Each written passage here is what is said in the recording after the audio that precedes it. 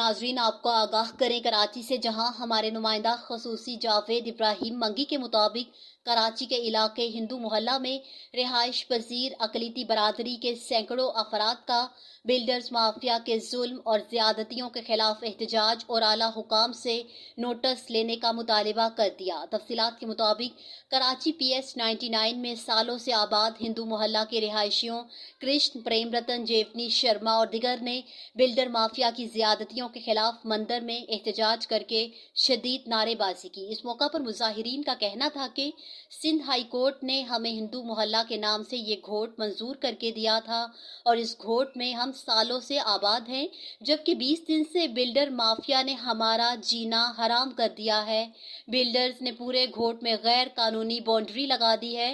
Builders mafia के लोग असलहे के जोर पर हमें हिरासा करके हमसे घोट खाली करवाना चाहते हैं। उन्होंने मजीद कहा कि हम हिंदू बरादरी के लोग अमन पसंद और सिंध धरती के वारिस हैं।